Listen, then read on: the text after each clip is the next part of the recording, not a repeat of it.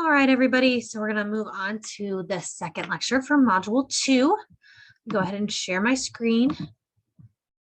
All right, so revision and resistance. So this was really a piece discussing the difference between the indigenous idea of equality and the mainstream white feminism idea of equality, and really discussing the difference between responsibilities versus rights. So someone having the right to do something and someone having the responsibility to do possibly another thing. Really, women in indigenous cultures, especially who embark on indigenous feminism, are really talking about its responsibility, that motherhood and care work is a responsibility, given that it is literally the linchpin to the survival of their lived experiences, their culture. And so really discussing how that really differs from white feminist ideologies of female reproductive rights. So talking about, let's again talk about how matriarchal structures impact this. So matriarchal just is the idea that, again, patriarchal is the idea that you trace lineage through like your fatherhood. It's a social structure that is embedded into it, this emphasis on male or what have you as the primary source of power. Matriarchal are kind of the opposite in the sense that they are geared towards female lineages, that their creation myths, that their cultural identities are surrounded around matriarchal structuring, and given the head of households tend to be matriarchs, that community leaders can be matriarchs, that heads of religious affiliations can be matriarchs, that creation myths can be surrounding around female deities, things of this nature, right? That does not mean that every single one has all of these criteria, but it's just talking about how the positionality of what women can hold. Now, also, historically and anthropologically, matriarchal structures tend to be more egalitarian. In that, I mean that they tend to have less of these oppressive gendered forces. Where you may still have gendered roles, these roles are kind of embedded with this, well, I may do this thing and you may do this thing. And those things may be different, but those things are not any less vital to the group dynamic or the group thing. So historically and culturally, we see a large portion and a large majority of human cultures over time and space and through human evolution have been matriarchal structures, and those structures have generally been far more egalitarian. So this notion that it's just always been and always will be patriarchal is not true, and there's lots of anthropological data to back that up.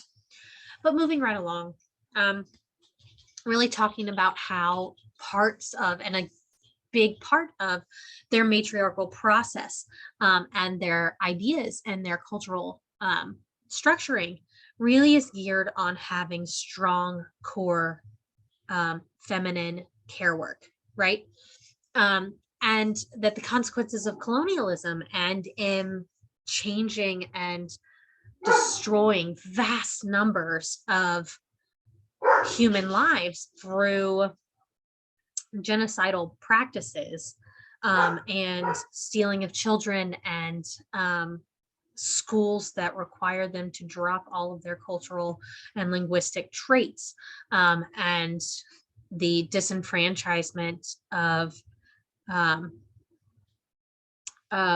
their personhood and the consistent taking of their land and claiming it, the consistent poisoning of the land in which they're even allowed to be on at this point. These things create a system that has forcefully sterilized, both systemically and in actual bodies, female reproductive rights for Indigenous women. And so what they argue is that reproductive power and the ability to reproduce and make children and have that care work and do the mothering is inherent and imperative to the survival and resistance of Indigenous culture.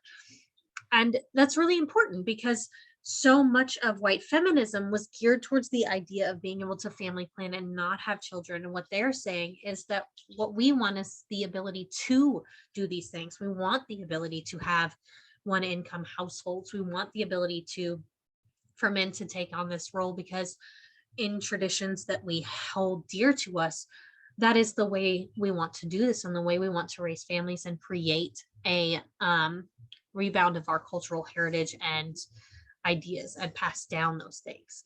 And so really what this article is talking about is this need for feminism that is anti-racist, that is pro-Indigenous movement and including their cultural survival, and to decrease this overemphasis on the nuclear family, or to create this overemphasis on this nuclear family, because this family is resistance.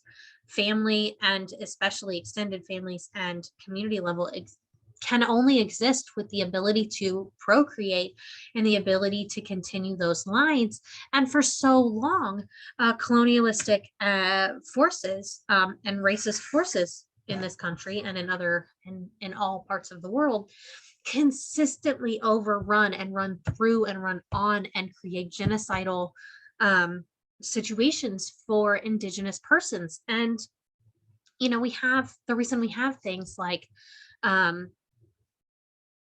movements to discuss the murder and missing Indigenous women throughout America and Canada. The reason that we are having conversations and need to continue having conversations about the amount of children that we found buried at these schools that we kidnapped and forced these children to go to. These histories are important, and these colonial paths have led to an existence where, for them, feminism and the right to survive is the most vital and important part of being woman to them, is carrying on that ability to reproduce and to add to the survival of an entire cultural identity.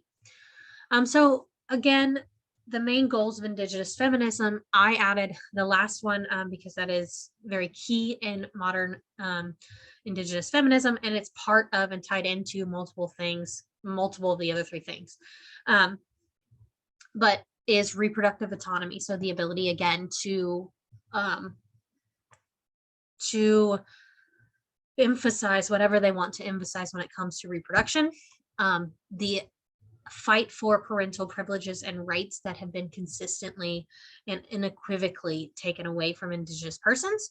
The fight against the threat of cultural eradication. So when I mean eradication, like when they say that word, that's a big word that means something very monumentous, because they have not only been physically attempted to be eradicated from this earth, but on top of that, those who did survive any of those pathways and those colonial processes also were placed into very realistic,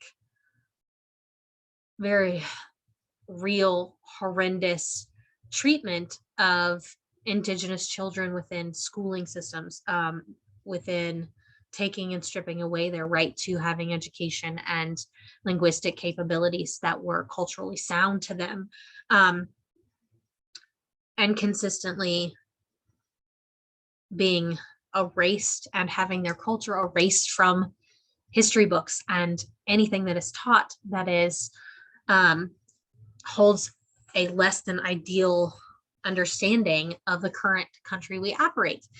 And these things have real lasting impact, and it's something that we need to consistently push back against and make sure that we are standing with and supporting these movements, because again, at the other end of that is cultural eradication. And the more cultural variation we lose on this continent, the more we lose basic levels of humanity. So I also want to add that on top of the goals that the things that the actual article presented, in very modern movements, there's a very real and tangible ecological concern element to Indigenous feminism, in that without